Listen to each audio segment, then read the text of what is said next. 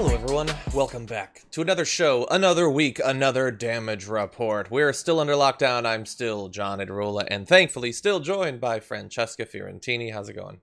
Hello! Glad to have you on. We haven't spoken in quite a while. So many hours. It's been hours since I appeared on the Bituation Room. I had thought for these past weeks where you kept saying, oh yeah, someday. I thought the joke was on me, but instead the joke was on your audience because you actually had me on. You know, your little voice, you're like, please have me on your podcast. That's what it was like, actually. Yeah, well, everyone can attest to that. It was pretty, it was deafening. It's pathetic. But like most white men, they get what they want. So you got what you wanted, and it was so fun. So everyone should go download the Bituation Room podcast. John was excellent. So funny and sincere and sweet and smart as always. Thank you. Okay, now that's enough. That's enough I fun. wore her down with the classic white male strategy of mediocrity and whininess. So I got it in the end. What are you going to do? And honestly, you think I'm ashamed? It's got me this far. Anyway, everyone go take a look at that. A lot of fun. Great show. There was a moment where you kind of burned your co-host for possibly the most esoteric comment ever made on a podcast, which is really something. And I think you might be right. It might have been the most esoteric comment I've ever heard. The AOC one? Yes, exactly. That was really something. I did not know what he meant. But anyway, but it was fun, and everyone go take a look at it. For this show, we're going to be talking about one thing that we also did talk about in the podcast, but I have an obligation, Francesca, so just bear with me, about white power. It's out there. Some people like it. Some of them are presidents. So we'll be talking about that. We've also got some updates on coronavirus. How badly does the Trump administration want to kill its fans? We've got some updated information on that. Climate change. Turns out all of Siberia is on fire right now, so we're going to be talking about that as well. This ACA repeal effort that is going to be undergoing while we're leading up to the election. Who'll get the blame for that? The Trump administration has an interesting idea. And Fox tries to turn us against BLM with one of their classic list infographics. And so we're going to be breaking that down. Should be a lot of fun. Before we get into all that news, though, we used to do this thing, just a little like quick hits. Just headline, quick reaction.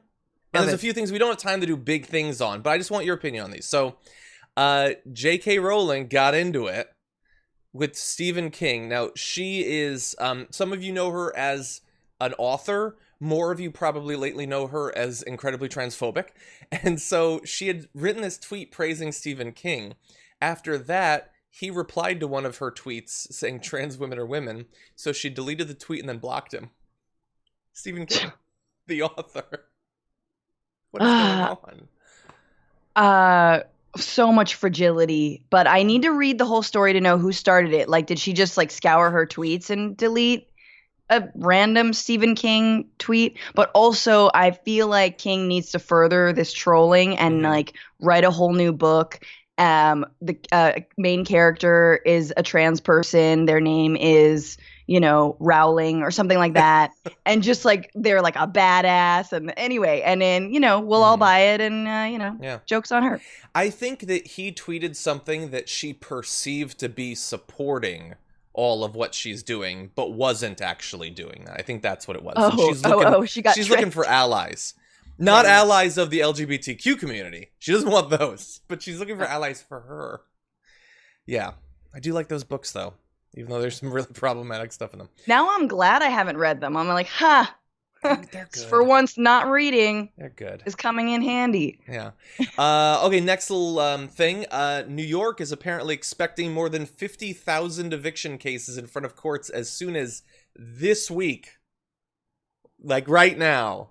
50,000. That's going to take a little while to go through. Seems like a crisis. Maybe we do something about it. I don't know. Absolutely. And there's amazing housing organizers there. So just if you are in New York, there are tenants unions, there's major organizing and rent striking happening. So New York has been a stronghold for tenants' rights, and I hope it continues to be. But this is, as all these eviction moratoriums get lifted, it's not just going to be New York, it's going to be the whole country. Yeah, and everyone, by the way, coincidentally, John Oliver's show was about the eviction crisis this week. So once again, bringing up a comic that John likes more. He's the best. But anyway, go take a look at that. 2 more quick bits of international news. Iran has put out an international arrest warrant on Donald Trump for his involvement in the assassination of Qasem Soleimani. I don't know if they're going to abide by it. I don't think Trump's going to go appear before I'm sorry, wait. Iran put an arrest warrant on Trump? Yep. Oh my, I know where he lives. Exactly. How'd you find out? Is Saul working for you? I have my sources. Yeah. Anyway, I don't think he's going to abide by it. And then the final one, I just want to quickly mention this because maybe I'll explain. So the whole thing about Afghanistan and Russia and the bounties on our soldiers, and then Trump didn't say anything about it, and then he said apparently there's reports that intelligence officials were banging down the door to try to tell him about it, and then he said, no, I didn't attend any of those because the intelligence wasn't credible, which is the sort of perspective you'd have after hearing the intelligence, I suppose. But I hesitate to even mention this because here's what I would not like to be done: war with Russia. But I feel like if you even say, hey, it seems weird that they might have been offering bounties on U.S. soldiers, that you will then be pitched as wanting some sort of World War III, which, again, not a fan of. Absolutely. No, we have to at least be able to hold 2 things at once, right? Some kind of national security, some kind of sovereignty, protecting troops who are in a war that is, yes, it's crap, but they're still there. So at the directive of our government, and not wanting to start a hot war with Russia, absolutely, or any war with Russia. Yeah. Which again, we're against. Yes. Just to be clear. At the same time, Trump keeps proving that he's not a Manchurian candidate, time and again. Yeah. It's if once again, he's not good at hiding the truth. Very bad at it. Yeah. Yeah, I don't know when it's going to happen, but I want to get to the point where we no longer have X number of people who believe that Russia is literally the cause of everything bad in the world. Right. And the people who think they have literally never had a negative motivation towards anything in their life. I feel so alone in the middle of not feeling like I have to respond to literally anything involving them or not involving them with one of those 2 positions where it's can we take a look at the context of individual stories and not lose our minds? Absolutely. Yeah. Anyway, so that's what you got. You got some Russia, you got some J.K. Rowling. It's a normal day in American news. So anyway, with that, why don't we jump into our regularly scheduled programming? Thank you to everyone who's joining us in the chat right now. Feel free, if you would like, to tweet us at #TDRLive. You can send in super chats, so we'll be responding to some of those as it goes. Feel free to also hit the like button so that more people will see the show, and possibly Francesca will show us her cat. That'd be pretty cool. Ooh. We'll see what we can do. We can't move mountains, but perhaps we can move cats. Yes, okay. Indeed. And with that, why don't we jump into it? Here's a headline you won't be shocked to hear. Donald Trump retweeted one of his supporters yelling about white power. Take a look. Where's your white hood? Where's your white hood? Racist! Yeah, you got it, you! White power! Racist! White power! There you go, white power! You hear that? Trump! Oh, would you stop the language? Trump! Nasty language. Oh! Listen to your president if you want nasty language, you idiot! Come on through! Racist! Come on through! Racist! Come on through! Keep going! Where's your white hood? Trump sucks! There's not enough self-spanking in political protests these days. Yeah, come through, you idiot. Anyway, so jump in wherever you want. I know that we talked about this on the Bitchuation Room this weekend. I mean, let's be honest. It would be more horrifying if it weren't also simultaneously hilarious to watch boomer on boomer crime in a small, probably gated community in Florida, where these people who you're like, you never see going at one another or finally going at one another in real life. And I love it. And like, listen, don't believe the right wing. Okay. The only caravan you should be afraid of is this one right here. Exactly. Of golf carts. All right. They are the ones protecting gang members. It's AARP 13. Yeah. No, honestly, like at this point, if you see this caravan coming at you, the only way you can save yourself is to turn in the opposite direction and walk slightly faster than normal. But really, yeah, no, you just can't look cool on a golf cart. I think it's impossible. Like, is The Rock on a golf cart cool? I don't know. Yeah. I'm not sure. But anyway, look, I mean, he'd probably be hanging off of it, you know? that's cool. Or carrying it. Yeah. But anyway, look, most of that is ridiculous. The fact that the, old racist guy just yells white power at a bunch of people who are filming him and feels like, yeah, no, this is the position I have in my life where I just yell white power. So Donald Trump tweeted that with a caption, which makes it worse, saying, "Thank you to the great people of the villages. The radical left do-nothing Democrats will fall in the fall. Corrupt Joe is shot." That's an interesting turn of phrase there. "See you soon." Now, so the fact that he calls them great people without watching the video would be weird. After having watched the video seems bad. Now, there were calls immediately from the Take It Down, including from Senator Tim Scott, only black Republican senator, who said there's no question he should not have tweeted it, and he should just take it down. We can play politics with it, or we can't. I'm not going to. I think it's indefensible. He should take it down. One of the reasons I think it needed to be pointed out is, in case you don't know, white power is a white supremacist slogan, according to the ADL. I only included this because that was in the NPR article, and I think it's hilarious that they actually wrote that out as a sentence. Yeah, we know. It's a white supremacist slogan. What are you talking about? But anyway, he did delete it. So, progress? I What do you mean, think?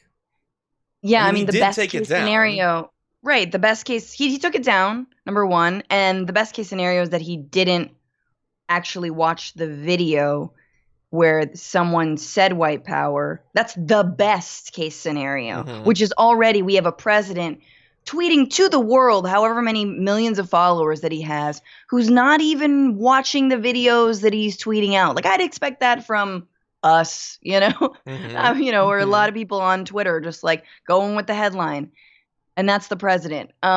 Either way, I think we should distinguish this, whether or not Trump retweeted this or tweeted this. These are his supporters yelling white power, the thing that they've been doing since the moment he was elected, right? Yeah. And it's something we continually refuse to see and understand. So it doesn't really matter whether he tweeted it out. This is what he's supporting. These are his supporters. Yeah, that's it. Yeah. It's not politics. It's not politics. There's nothing political about this at all. Yeah. It would be one thing if Trump just tweets out the white power video, but the fact that he deletes it, and in doing so does not say why, doesn't disavow those supporters, and then, like, that would be one thing, but it's been 24 hours, and since then, that has been consistent. He didn't initially disavow it, he didn't condemn the white power stuff, and then a statement gets put out by Judd, White House spokesman, that says he's a big fan of the villages. He did not hear the one statement made on the video. What he did see was tremendous enthusiasm from his many supporters. So he watched it, they're saying, because he saw the enthusiasm. He didn't hear the white power, which is screamed directly into the camera very early in the video. And they're great, and he loves his tremendous supporters, some of whom yell about white power. Some of whom don't yell about it, but definitely think that. And even in that statement, that's just Judd. Judd didn't condemn it either. They don't have to. We need to talk about a relatively new show called the Republic, or UNFTR. As a Young Turks fan, you already know that the government, the media, and corporations are constantly peddling lies that serve the interests of the rich and powerful. But now there's a podcast dedicated to unraveling those lies, debunking the conventional wisdom. In each episode of the Republic, or UNFTR, the host delves into a different historical episode or topic that's generally misunderstood or purposely obfuscated by the so-called powers that be, featuring in-depth research, razor-sharp commentary, and just the right amount of vulgarity. the UNFTR podcast takes a sledgehammer to what you thought you knew about some of the nation's most sacred historical cows. But don't just take my word for it. The New York Times described UNFTR as consistently compelling and educational, aiming to challenge conventional wisdom and upend the historical narratives that were taught in school.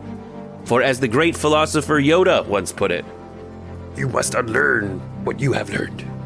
And that's true whether you're in Jedi training or you're uprooting and exposing all the propaganda and disinformation you've been fed over the course of your lifetime. So search for UNFDR in your podcast app today and get ready to get informed, angered, and entertained all at the same time.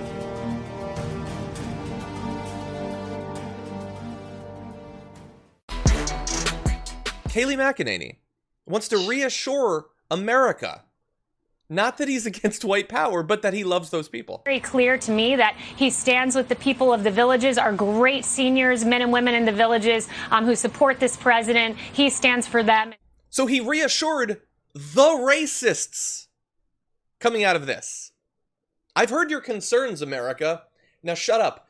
White power people, you're my crew. Yeah. Ride or die. Slowly, but ride or die.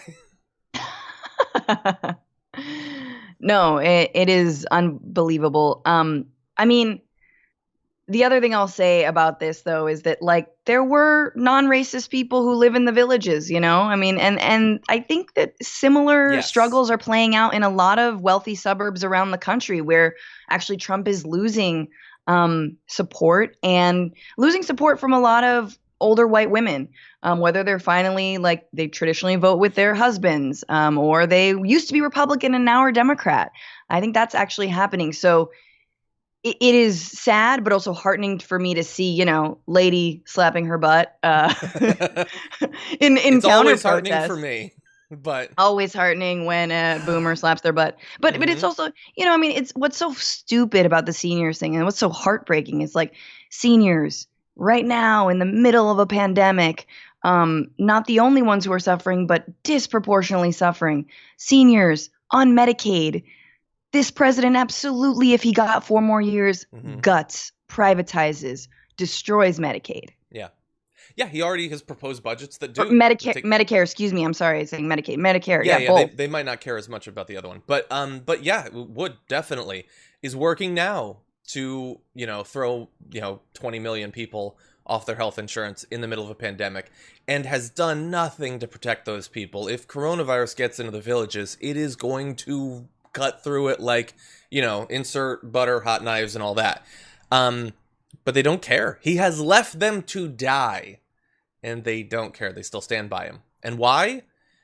I would argue, for some of them, it's incidents like that we just showed you. That he has reassured them, I am on your side racially. And so, yeah, I'm going to do some stuff you're not going to like or understand, and I'm going to say some stuff you're not going to like, but you know that I have your back in that area. Does Joe Biden have your back in that area? I don't know. Would another Republican? Probably. But they're not sure, and they know that they like the guy they've got now. So it's just, I think it's amazing that, again, how much has been normalized. That he did that, wants us to believe it was accidental. Okay, fine, I'm game, but won't apologize. Won't say, man, that was my mistake and my bad, and obviously I don't support yelling white power. No, he doesn't have to do that anymore. Yeah. It's 2020. He can just retweet it. He can retweet it planning to delete it, but a wink and a nod to his fans. Sure. I've been wondering for some time now, how badly does Donald Trump and his administration want to kill his own supporters? I get it. That seems like a crazy thing to say. But some of their moves don't make any sense unless you assume it is designed to expose his followers to a lethal virus. So we have several different, it's a little grab bag of updates in this area for you today. The first involves video that has now been uncovered by the Washington Post from that Tulsa rally of like a week and a half ago.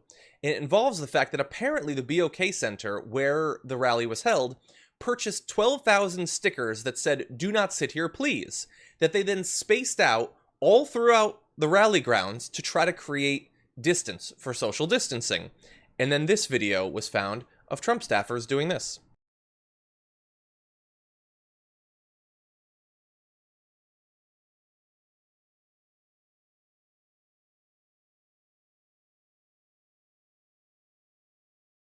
So there's so many amazing things. So they dispatched their staffers to take off the stickers to get people to cram together. Those staffers are wearing masks, by the way. They're scared of coronavirus. They're not scared of those people who be sitting in the chairs getting coronavirus, but they're wearing masks to protect themselves. Yeah, or were they the ones who were also testing positive for coronavirus right before that event? Maybe. 6 staffers did. This is Tulsa, right? That was Tulsa, yeah. Exactly. And by the way, think about what a needless waste of time that was. That they were like, no, there's going to be so many people here. We can't have them spacing out. No, dude, you would have been fine. They were spaced out anyway. You didn't get enough people to really have that be an issue. But anyway, so you got that. The just trying to cram people together and knowing that they're not going to wear masks. Donald Trump could potentially save lives at that rally, let alone beyond, by just going on the stage and saying, hey, by the way, everyone wear a mask. It's not a sign of weakness. It's a sign of strength and unity. A show that we care about our own lives and, more importantly, the lives of those around us. And they're his cultists. They would listen. They would listen to him. Absolutely. But he won't do it because he doesn't care whether they live or die. I also think that they have to double down on this strategy. Initially, Trump was downplaying it, and because they're too stupid to reverse course, which any Democrat and everyone else would be, the world would welcome them reversing course. But he doesn't want to show that he was ever the slightest bit wrong about anything. He's never reversed course, so you just double down on it. I mean, and you said it before, the amount of elitism that it takes to treat your followers like this while you're wearing a mask and you're actively taking away any kinds of precautions for them, like, yeah, that's the actual crime here. Those are the right are the ones who don't believe in the intelligence and the humanity of their own supporters. Yeah. Yeah, the thing is, like, if it's provocative that I'm saying that he's trying to kill his followers, prove me wrong. The easiest thing in the world. It's literally just a comment. It would be it's literally just not removing stickers. Like, I'm not even saying put up the stickers. I'm saying don't remove them. How about that? How about make me look ridiculous? Make it so obvious that you care about the lives of your followers that I will look like a madman when I say otherwise. But they won't do that. And it's not just Trump. In the beginning, I said Trump administration because Pence also, religious Pence, raised with the example of Jesus. Take a look at Pence, who recently went to a Celebrate Freedom rally in Texas. And take a look at this. There's going to be acknowledgement that Pence, at least for a portion of this event, was wearing a mask. But take a look at who wasn't. While we saw him for a moment putting on a mask and even taking it off, 100-person, 100-member choir was not wearing a mask. Social distancing from a lot of the vantage points that we get here, we're not necessarily being honored there in the church, but then sitting down next to the governor, the vice president, trying to hit that message hard. Going back to the basics, wearing a mask, washing your hands, keep maintaining distance. Look, if Pence wore a mask, that's good. If Pence said in a speech, we want to go back to basics, wear a mask, that's good. It's more than we'll ever get out of Donald Trump. But he's clapping along while 100 religious people are all singing next to each other and potentially spreading coronavirus, which seems like the sort of thing you'd do if you didn't care whether Christians live or die. I know. If he were in a mosque or a synagogue, it would be more apt because he is a religious fundamentalist bigot, but who probably believes in plagues that are going to wipe out the sinners, quote unquote, and, lift up the Christians. But no. And we know, y'all, you've seen the stats. Singing, as great and beautiful as it is like the number one way COVID spreads. Choirs. Who would have thought? If anyone hated that moment in church, well, guess what? It shouldn't come back. Yeah. Like in South Korea, they had traced the very few cases they had to a mega church because of singing and choirs. It was like some ridiculous. Anyway, it's the worst way. It's the most tried and true way to spread COVID. Yeah. And again, leadership is not difficult. Stand up and say, you know what? I'm a religious man. I've loved choirs all my life, but I would not be following my Christian values if I allowed this to go on.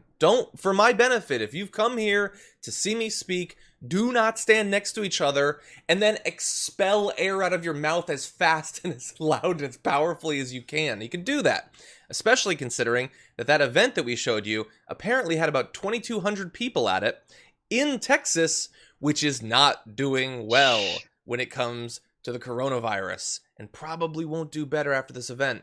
Now, to their credit, supposedly, based around reports, something like half of the people in the crowd were wearing masks, which is way higher than other Trump events that we've seen, so that is great. And hopefully it represents that, all of this news coverage about how much worse coronavirus is getting in Texas is actually getting through to people. But that still leaves half, and it still leaves the entire choir, and it still leaves potentially another super spreader church. Which, by the way, can I just mention, I love this headline. This is like from a day ago. A new dilemma for Trump's team, preventing super spreader churches. Well, look, that is a dilemma, but I have a few easy suggestions. Don't pack it full of people for your events and then have them not wear masks. Trump just did that in Arizona like a week ago. A couple thousand young Republicans, no masks in sight. Set an example. And that's the thing, is like, plenty of authoritarians and right-wingers around the world have been able to do this. I mean, Boris Johnson takes it seriously, right?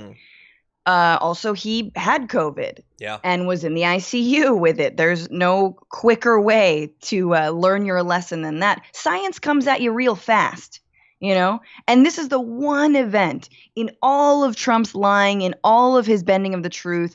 He can lie all he wants about, whatever. He can lie about everything, but the one thing, the one scientific fact is this virus. Once again, who is pranking us all in order to prove that Trump is actually completely unfit for this job and should leave.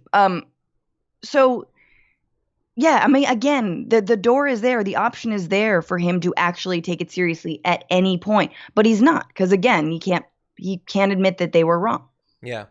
And the last thing I'm going to throw on this pile of, look at this evidence that Trump is trying to kill his devoted fans. I mean, it's the people who come to his rallies, but also the people working to advance his agenda. Remember, they're going to be having an indoor massive RNC in Jacksonville coming up soon. And while some people might wear masks, I guarantee Trump isn't going to tell them to. And bear in mind, I just read this morning, the city of Jacksonville is about to order a citywide indoor mask-wearing order. And the thing is, that's good. That represents, considering that Florida is like twice as hard hit as Texas is right now with coronavirus, that's necessary. And look, maybe the situation will improve before the RNC. But if it doesn't, do you think Trump will abide by that? Do you think he'll tell the people who go to the RNC to abide by that? And if you go to the RNC and it's been 4 months, 5 months at that point of people saying there is no higher expression of patriotism than refusing to wear a mask no matter what the law says, how many of them are going to do it and face ridicule from the other people at the event? We'll have to see. We have to...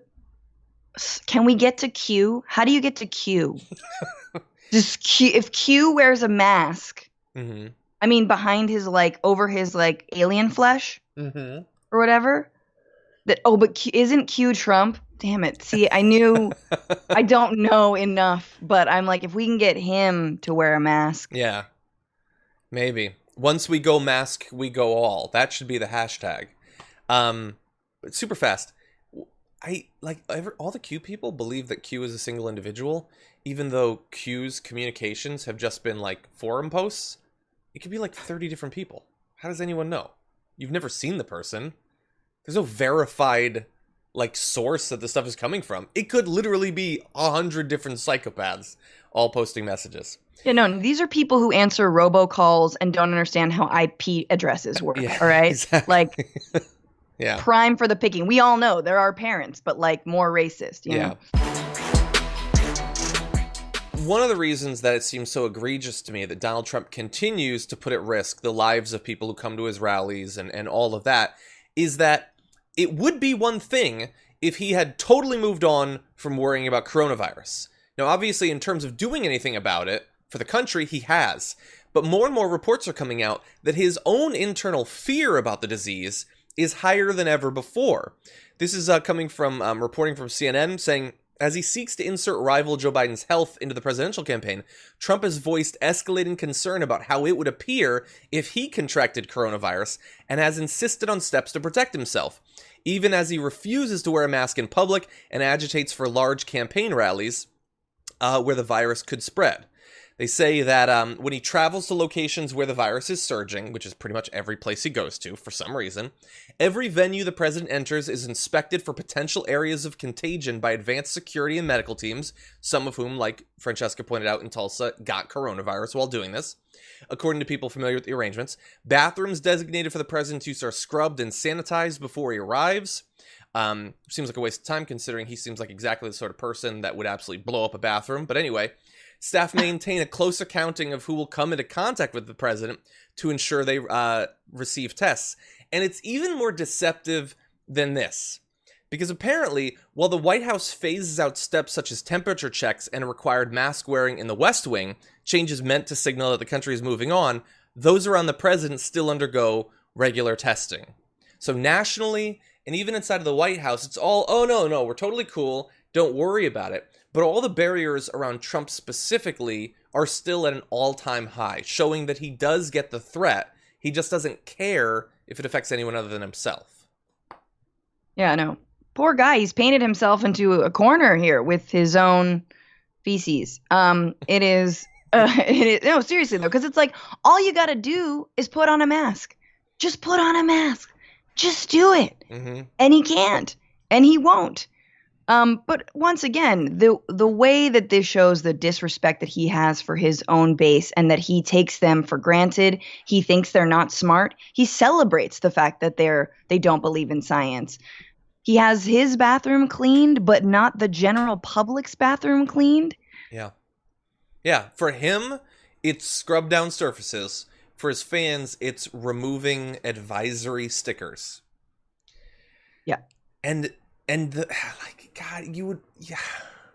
Remember when Joe Biden was like supporting not postponing that primary early on? It was very beginning of like the lockdowns and everything, and he was not pushing to have it postponed and how much we attacked him. Like, we're not being ridiculously biased against just Trump. Like, we pointed out when both sides do it. And Biden, thankfully, as a result of that pressure, started to take it more seriously.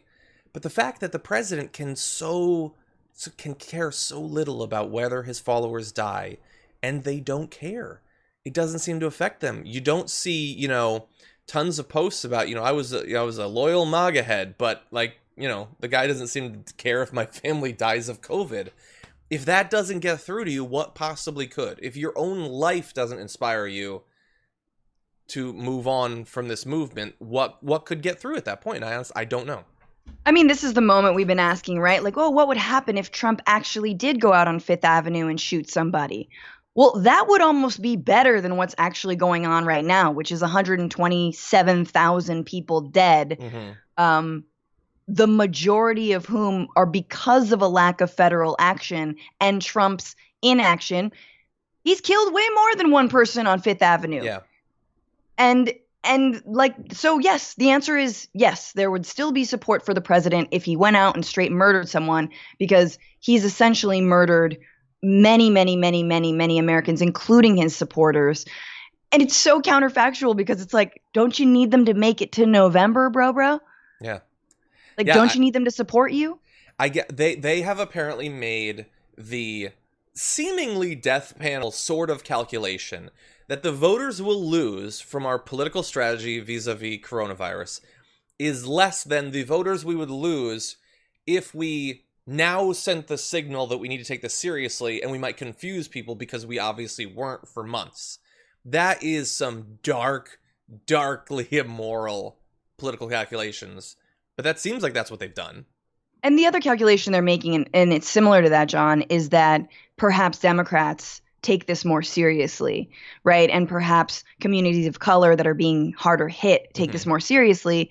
And so it's just another way of voter suppression. And obviously we know that that's the whole strategy with preventing voting by mail and having that be a lot easier and absentee ballots being easier to cast. So it kind of works. It works for if you don't believe Democrats should be voting, Democrats generally take this more seriously. It might work out in your favor. Yeah.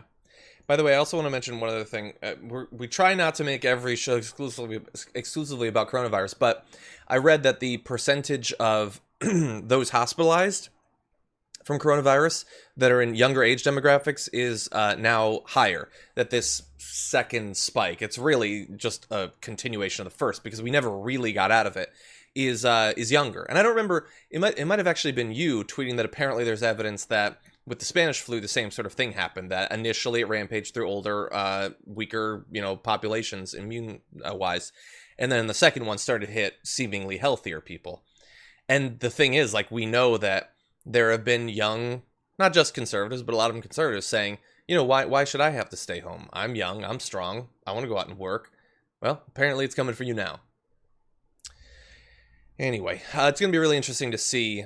We're getting into a week where the silver lining has been that while these numbers have gone up, hospitalizations have gone up, and all that is terrible, the deaths have not gone significantly up. It's basically flatlined for a week now, and everybody's been saying, well, if the cases are going up and it takes 1 to 2 weeks for deaths to lag the cases, we could be entering into a dark week. Hopefully not, fingers crossed, but that could be coming. You remember last week when news came out that the vast majority of people probably didn't pay attention to because it had to do with the climate and nobody cares about that. But anyway, that one of the northernmost towns in Siberia registered record high temperatures above 100 degrees. And that was scary. Well, turns out that wasn't just a blip that went away. Russia's Forest Fire Aerial Protection Service says forest fires in Siberia have grown nearly 5-fold over the past week. So you had really high temperatures, and now you also have a massive increase in forest fires to go along with it. And these are very significant. According to figures reported on Saturday, 2.85 million acres were burning in areas that cannot be reached by firefighters. So that sounds like the sort of thing that is probably going to continue to spread. And these two things I've mentioned are linked. More than 80% of the blazes hit the Republic of Sakha, the region where the town of Verkhoyansk reported possibly the highest ever temperature above the Arctic Circle. So it is in that same area. You have a drying out and you have the perfect conditions for forest fires. Now, it's not like Russia hasn't been hit by bad forest fires before, even in the past 6 months or so, but it seems like the sort of thing that could get more and more terrible over time. I mean, this summer, and it's sad to say that it's this summer, but this summer has been breaking records when it comes to global temperatures. In the Arctic, they reached 100 degrees Fahrenheit. Fahrenheit? Yeah. I mean, that's insane. It's so hot. It shouldn't be that hot, and it's very, very concerning considering that we're arguably in a moment where there is a lot less industry and air travel. There was a little bit of break because of the pandemic. The only silver lining of this awful virus has been that planes have been grounded. People are, staying home. There's less, emissions and CO2 and all that. And now this, I mean, we know every summer we hear the same thing. Record breaking. Like, climate change is real. It is absolutely man-made. What are we doing about it drastically? We need to be paying these airlines to ground their planes, not to bail out their shareholders. Yeah. We had that. It seemed like maybe silver lining. Maybe in the end, though, not much of a significant one. And when you see the forest fires, and I know that we're entering into that period in California too. God only knows how bad that's going to be. Man, those fires in Australia feel like a million years ago, don't they? How devastating that was. That was like 4 months ago. 5 months ago, and it seems like forever ago. But anyway, I wanted to read one other quote. This is from Carl Parker, Weather Channel meteorologist, who said, "What climate change is doing is moving the distribution of weather events such that historically low-frequency extreme events occur more frequently. Had the climate not changed due to man-made greenhouse gases, the heat we've seen in parts of Siberia would have been a 100,000-year event." Ugh. And now, you don't think we're going to break that record next year? What is that going to mean to a huge region of the world? All the, seaborne ice and all of that. again, this is not just, it's not just slowly going up over time. There's an acceleration. Yeah. And I think the pandemic is a perfect test run for how much science needs to be guiding any modern society. I feel like Mayans had their science down better than the Trump administration and the US under it. But we need, this is a trial run for climate change, which will absolutely leave people without work, without homes, refugees, and it already has. And it's going to require a radical rethinking of the economy, not because you're socialist, but because you want to survive. Yeah. And you want there to be future generations to enjoy the planet. Yeah. I mean, there's a lot that I don't know about the Mayans. But so far as I know, while, some of their, scientific stuff would have been pretty rudimentary, hypothetically, they wanted to discover what was true. Trump administration doesn't. They know what they want, and science, unfortunately, might shed light on realities that would make it less likely to happen if people actually paid attention to it. So, no, they take all of the advancement we have, all the technology, all the expertise, and they hide it, or they turn it, in the case of the EPA, they turn it against the stated mission of this organization. Ugh. But anyway. I also just would never forget, and I always talk about this, but never forget that the Trump administration knows climate change is real. Their argument for doing away with emission standards on cars is because, and straight up, this is in the proposal, it is too late. They know it's too late. They believe that they don't know it's too late. I don't believe it's too late, but that is the cynicism that it takes to be a Republican and to be a Trump supporter right now. Don't ever let anyone tell you that they are morally driven or that they are a real Christian, because no real Christian or anyone with a real moral center would be this cynical about life, about people. So that's all done. They know that we're all going to hell in a handbasket. They know the planet's done for. Yeah. They're just not going to do anything about it because they would rather get rich in the short term. Yeah. It's not about like lofty values. It's there's Republicans who want money and know that the government will help them get it, and so they do that. And then there's others who pretend to believe in the American dream and all that, but they know deep down that the system has left them behind, and the Republican Party will give them absolutely nothing. But it does give them racism, and it makes them feel morally superior to other races, and so they get that. Yeah. They get millions if you're a millionaire, and you get lib-tears if you're poor and a Republican, and that's about it. That's as deep and as value-based as it is. And then just whiteness unites. Whiteness unites. Unite the white. They should have a rally for that. Yeah. Anyway. Okay. I imagine tiki torches and golf carts. Yeah. Very slowly moving tiki torches. Last week, it was revealed that the Trump administration is pushing forward with their plan to have a court invalidate the Affordable Care Act in the middle of a pandemic. Now, that seemed at the time like a bad strategy that could backfire on them in the run-up to an election. But Kayleigh McEnany reassures us that it's not the Republican Party that voters are going to blame. It's want to eliminate Medicare entirely, because that's exactly what Medicare for All, so-called Medicare for All, would do. But they would eliminate the Medicare system. But Kayleigh, that's true. But they would like to keep Obamacare intact until whatever. It is the administration that wants it out, but there's no replacement. The skinny deal died 2.5 years ago. So is this the wrong? Is it politically detrimental to go forward with this, especially when the court case is going to be heard in the fall?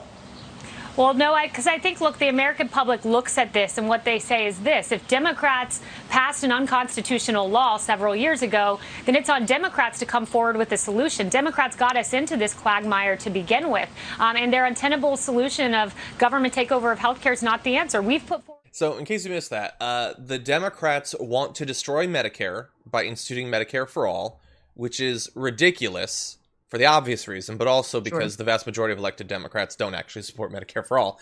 And then it's the Democrats' fault for getting us into this. So if we throw 20 million plus people off their health insurance, that's who the voters are going to blame in the run-up to the general election. Yes, somehow by expanding healthcare, they're also taking it away.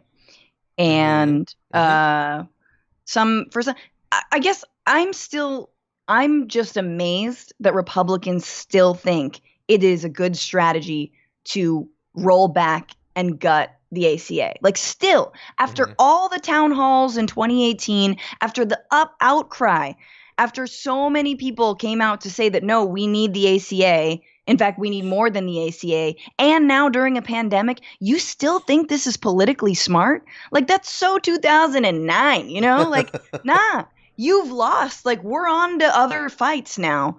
So once again, like, you want your supporters to die by November.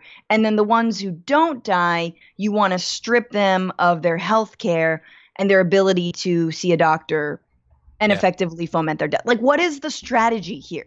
Yeah, I no longer really think that I get elections at all, but I would think that in a time of a pandemic where I get the Republican Party is pretending that it doesn't exist, but they have to know where case numbers are going to go if we continue on the path that we're on. To go into that period, allowing the other side to run ads saying they want to throw millions of Americans off their health insurance is ballsy. That's one way to describe it. And Kaylee has to say that because, you know, she's on Fox and Friends, and that's literally the hardest questioning she's going to get. But who hears that and is convinced? Like, you think Greg Gutfeld came out of that? That's his name? Is it Kilmeade? Yeah, Gutfeld's the worst one. Kilmeade, like, ended that interaction thinking, yeah, she's probably right. They're probably going to think that it's the Democrats' fault from 2009. That's who I blame. Yeah, I'm off my health insurance, and I can't get reinsured because of a past COVID infection or something like that. Damn Obama. Who thinks that that's how people think about politics? That's madness. No. And also, I mean, talk about misunderstanding your base. What's so insane to me, and I think it's hard for a lot of, you know, people on the left or progressives to understand and remember that actually a lot of people voted for Trump because they thought somehow he was going to fix the ACA, that he was going to make it better. You know, he said, I'm going to have universal health care. He promised something better than the ACA. He didn't promise to take it away and replace it with absolutely nothing. So once again, they've lost on the healthcare issue, and it's definitely progressive Democrats' turn to step into this void, and they have been. Yeah. It seems just absolutely insane. And then, of course, you know, one of the probably most sensitive topics is coverage for pre-existing conditions. Trump can keep saying, you know, I'll protect it, but when all of his actual actions in terms of the legislation he supports, the court actions he supports, would strip it away. Yeah. How many Americans, the budgets, how many Americans have pre-existing conditions? I mean, if it's considered broadly enough, if that includes things like diabetes, heart problems, cardiovascular, like, that's a gigantic percentage, vastly overrepresented, I would imagine, in red states, and certainly amongst older voting demographics. Mm-hmm.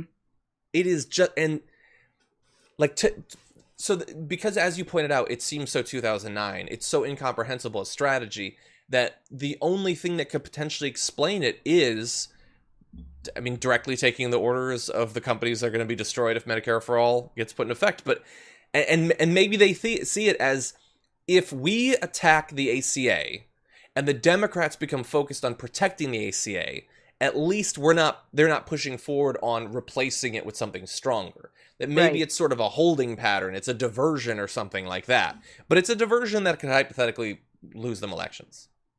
Right, absolutely. Yeah.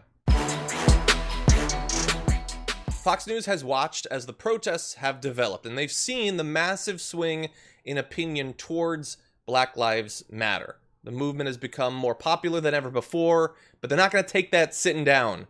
So Waters World, which is a thing on Fox News, put up a graphic designed to scare you away from supporting this movement by pointing out what it is that they actually want.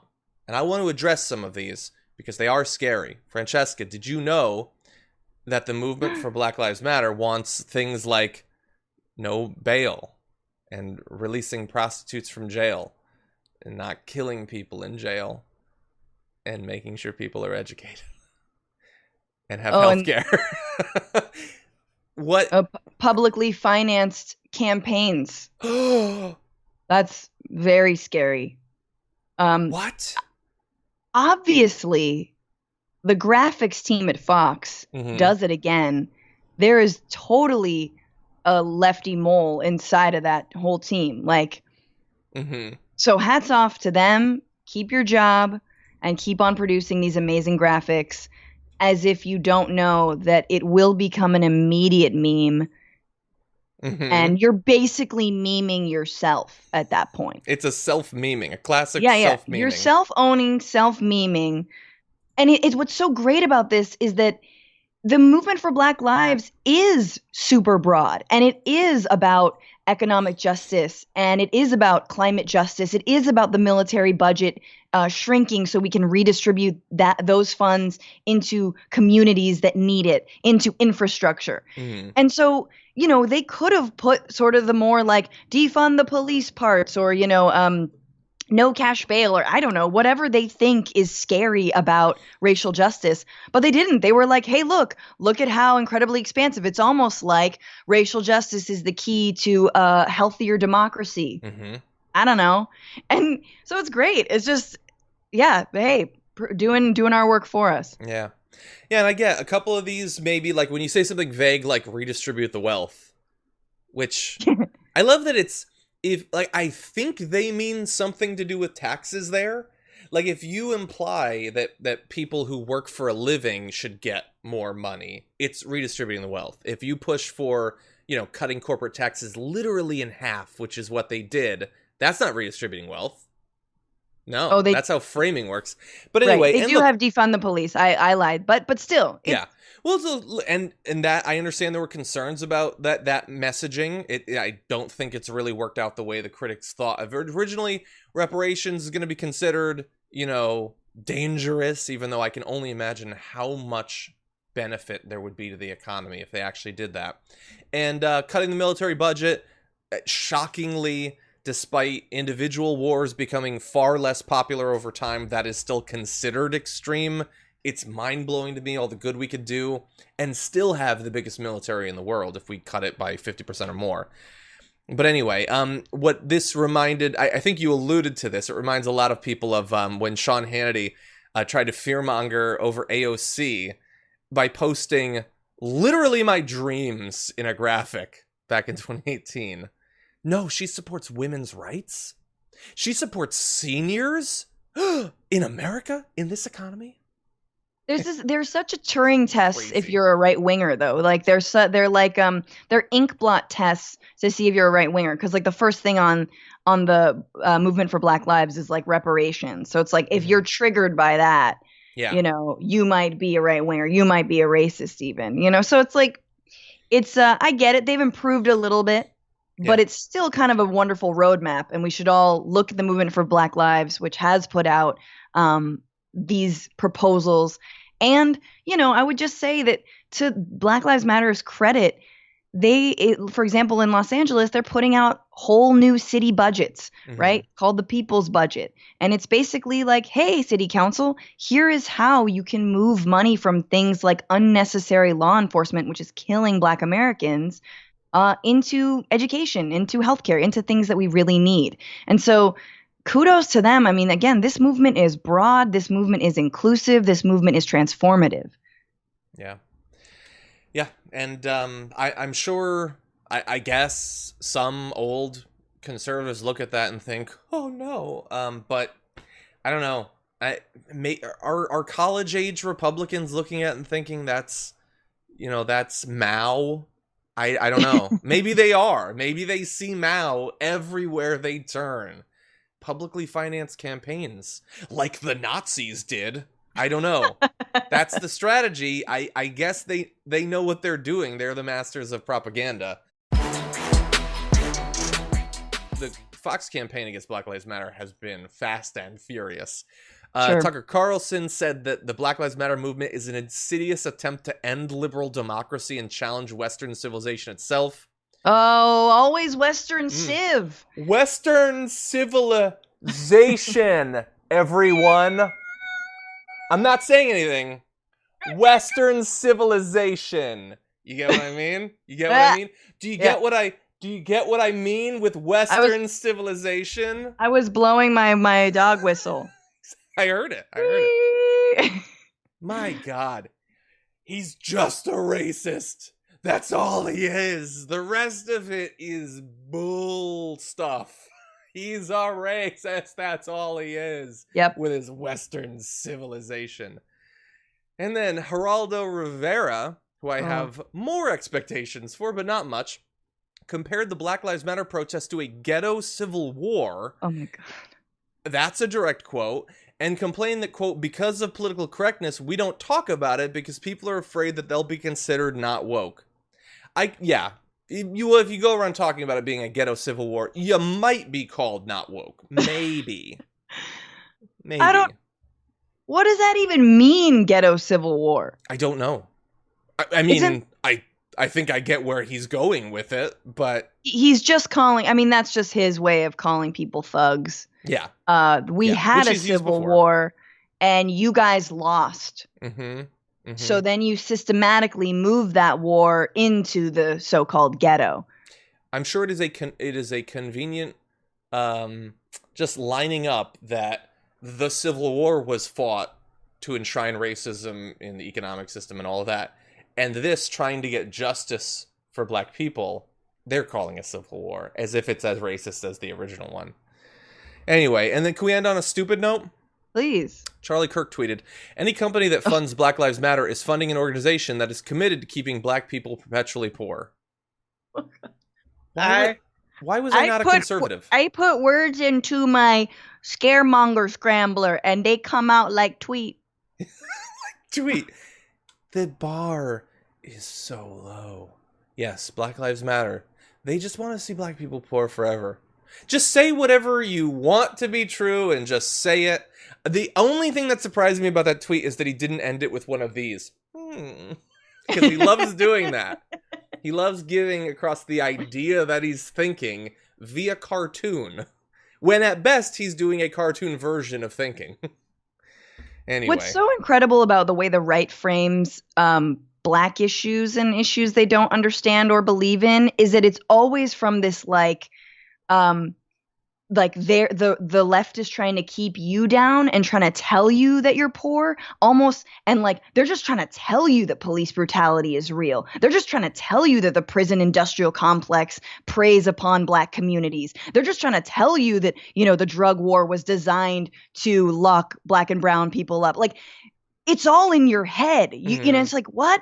Like, yeah, pull those imaginary bootstraps up. It's like the gaslighting around, you know, if you admit that there is a system of poverty that preys upon black communities, suddenly, like, you don't believe in, like, black people being autonomous or you know, or like real people. It's like, no, that's not how it works. Yeah. You can't reverse, like, you're trying to make everyone sound like we're blaming them for their own victimhood. No, you're doing that. Yeah. And also, again, here, pointless hypocrisy alert. They want to keep everyone poor is a refrain that we hear all the time. Here it's for the BLM, usually it's for the Democratic Party. They just want people to maintain this level of poverty. But also, what do they want to give you? They want to give you free healthcare, free education, all that. Remember all the classic things of like Bill O'Reilly saying, it ain't that bad to be poor. Look, they've got TVs and microwaves. It's so good to be poor these days, and they want to give them more. So which is it? Do they want people to be kept in absolute destitute conditions, or are they wasting all of our time and resources trying to improve the lot of poor people? You just switch between those two, and Fox viewers are like, yeah, this is consistent. I get it. I mean, they obviously, last thing. They don't understand the economy, because actually, John, when they see free healthcare and they see free college education, they believe that disincentivizes work, right? So that people won't be able to go to work. And that's the complete opposite. When you don't have to worry about your healthcare and you can see a doctor, or you get access to higher education that doesn't indebt you, suddenly you're working more, you're going out, you're healthy to go to work, you're healthy to pursue and you're educated to pursue your own business. Like, it economically makes sense to have Medicare for all. Yeah. And that's the thing that no one will tell you, and the right wing simply doesn't believe in, but it's statistically proven that when you have more of a social safety net, you create more wealth. If you spend much time on Facebook, you probably know that it is awash in right-wing content, and not just from traditional publishers of that sort of thing like Fox News, but smaller operators like Ben Shapiro and the Daily Wire are some of the most shared providers of content on Facebook, but they didn't necessarily get to that place in the way you might expect. And joining us now to break it down is a journalist, lawyer, and the author and founder of the daily newsletter Popular Information, Judd Legum. Welcome back to the show. Thanks for having me. Glad to have you on. So you did a big expose on how exactly Ben Shapiro, Daily Wire, and some of these other right-wing sites have become as massive as they have. Before we delve into the techniques, how big are they? How competitive are they compared to some of these other traditional publishers of news content? It's pretty remarkable just how successful they are. A site like the Daily Wire, which has just a couple of dozen reporters who are writing very short, aggregated articles with not much new in there, are able to get as much engagement on Facebook as the New York Times and more than the Washington Post. And that actually understates quite a bit just how successful they are, because they're only producing a small fraction of the content that someplace like the New York Times that employs 1,000 journalists is producing. So it's matching the New York Times on Facebook with maybe a 15th of the number of articles, 1,000 articles instead of 15,000 articles, but still getting the same amount of engagement, which is the amount of likes, the shares, the comments. And that's really important because that's what Facebook uses to determine the distribution. So Ben Shapiro is getting incredible, immense distribution for his articles on Facebook that's really not reflected in the real world as far as the influence that he has outside of Facebook. But inside Facebook, he's competing with all of the biggest outlets that are breaking news and actually doing some useful journalism. So look, so hypothetically, if they were putting out all this content and they just knew their audience and their audience just really liked it, that might be one thing. But in your investigation, you find that they are not necessarily doing it the old-fashioned way, playing by the rules. How have they gotten to the position where they can compete on equal footing with massive organizations like the New York Times? Well, they're getting substantial lift from a number of different tactics that appear to violate Facebook's rules, although Facebook isn't doing anything about this, and we can get into why maybe later. But what they're doing is, and what my last article exposed was, they have essentially entered a partnership with a site called Mad World News. And this is a really notorious site that essentially takes old articles, maybe about black on white crime, maybe about rape, just the most divisive content it could find. Maybe it's 2 years old, maybe it's 5 years old. They rewrite it, they give it a fresh URL, and then they post it to a network of Facebook pages that have millions of people. And this got to be so huge, this was profiled actually by the New York Times in their daily podcast. They interviewed these folks. They're called the Peoples who run these sites. And what Ben Shapiro has done is he's apparently struck some kind of deal where, in addition to promoting their own content, 10 or 11 times per day, these 5 massive pages post the same Daily Wire article at the same time and are generating lots of engagement. So this is obviously a huge boost to the Daily Wire and the Daily Wire's distribution. And that sort of coordinated boosting of content is not supposed to happen according to the rules, correct? As far as we understand. Yeah.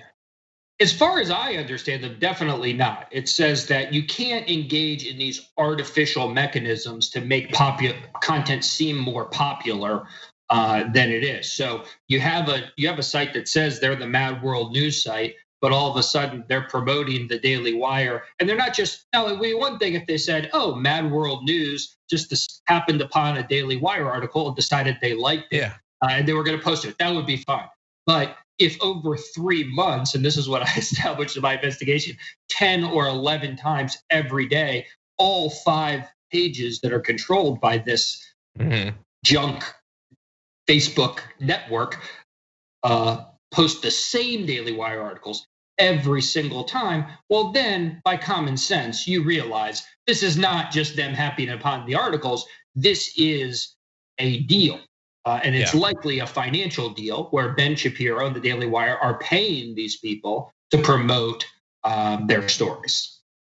Exactly. And in terms of the other tactic you mentioned there, which is the taking the old news and then just publishing it as if it just happened, like we can imagine stories where there wouldn't necessarily be anything unethical about that. There could be things that are not particularly timely, that it's important that people understand things that happened years ago. Like every Columbus Day, we do a story about what Columbus actually did and said and why he shouldn't be remembered. But that's not generally the sort of content that you've identified, right? These are not stories that are evergreen of like they have public importance.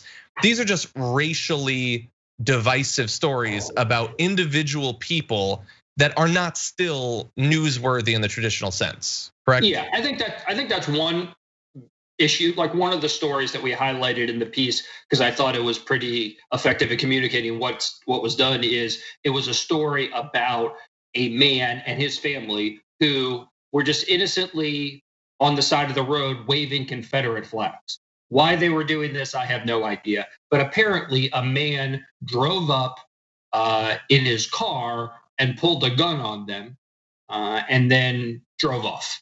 Okay, so that happened. And this was written up, it had a June 19th byline on the Mad World News site, but it actually happened in 2015. And there's no indication anywhere in the story that it happened in 2015. So you might be able to make an argument. I wouldn't make this argument, but maybe you could make an argument that said, okay, well, you could just talk about a story that's 5 years old. But there's no indication that it happened 5 years ago. It's clearly an effort to deceive people and to manipulate Facebook's algorithm. And it also shows you something that's disturbing about Facebook's algorithm, which is this kind of content is what performs well. And that's why they're picking. 100%. Okay, so I have this sort of goes a little bit beyond your reporting, and I just want to get sort of your impression, because I know that you engage with this sort of thing a lot. You have for a very long time with Popular Information, with Think Progress previously. So gut reaction, to what extent do the people sharing this sort of content have any idea about whether it's an accurate reflection of what actually happened, that they have any idea that it's older news?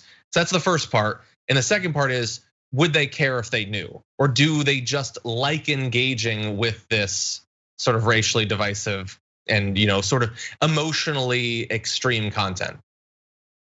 I don't think they have any idea, because I'll tell you that even after kind of initially identifying this, it probably took me a couple of weeks of really looking through, analyzing it. I was exporting things into spreadsheets. You're looking, you're Googling. Like, it's not just readily apparent from an average user. And certainly most people whose job is not to produce a newsletter and to try to explain to people what's happening on Facebook are not going to have time to do this. So I don't think they would know. Whether they would care, there's probably some people who wouldn't care. But I think most people, when they're sharing news on Facebook, whatever kind of news it is, expects it to be news. They're thinking that this is something that's just happened, and they want to, inform their cousins and everyone else they know about it. So maybe if you told them about it, they wouldn't care. But I think for a lot of people, they might not be offended by it, but I don't think they would be as inclined to share it if you said, hey, 5 years ago, this thing happened, or 2 years ago, or 6 months ago, this thing happened. So it is an effort to manipulate people and to manipulate beyond the people, to really manipulate Facebook. And the disturbing thing is that Facebook has every ability to not allow this, but they continue to allow it. And that's the thing that I think is disturbing. And that's why I think you're starting to see a lot of corporations say, hey, maybe we don't want to advertise against this kind of content until they fix it. Yeah, and I, sort of the last question I plan on asking is, what can we do? And maybe you have a suggestion in that area. It appears like Facebook has decided to take a sort of vague, amorphous, hands-off approach to enforcing its own rules, dealing with hate speech, dealing with purposeful misinformation, and in particular, when it comes to the right wing, Zuckerberg seems to have a very close working relationship with some of these figures. I don't know about Ben Shapiro in particular. So it doesn't seem like they would see what you have described as much of a problem. So I'm curious to your thoughts about that. Is this something that hypothetically with pressure they might do something about? And is there anything that people watching this video could actually do about all this? I think so. Just to quickly bring up the point of Ben Shapiro, is in part of my reporting, I did report that Ben Shapiro and Mark Zuckerberg are in direct contact. And that's from a source that has spoken to Shapiro. And he also has been over at Zuckerberg's house for dinner. So I do think that there is a relationship here. But as far as what people can do, what I do is write about it, try to expose it, and hope that that has an impact. But there is a really, what seems like an effective advocacy campaign. It's stophateforprofit.org is the URL, and it's a group, a whole bunch of different folks, Color for Change, Free Press, Sleeping Giants, a bunch of other people that I'm leaving out, but are equally important. I should say that. But they've been asking advertisers to, for the month of July, pause their advertising as a way to pressure Facebook to take some action. And they've gotten over 200 companies to do that so far, and not just small companies. You've got Starbucks, you've got Levi's, you have Denny's. So these are pretty big advertisers. So I think it's the first time that Facebook is really seeing that some of these policies could impact its bottom line. So I think for people interested in doing something, I go and check out that website and see ways to get engaged. Awesome. And anybody watching this that wants more information, again, great research, great write-up by Judd here. The article is The Dirty Secret Behind Ben Shapiro's Extraordinary Success on Facebook. Judd, thank you so much for this work and for joining us today on the show. Thanks for having me.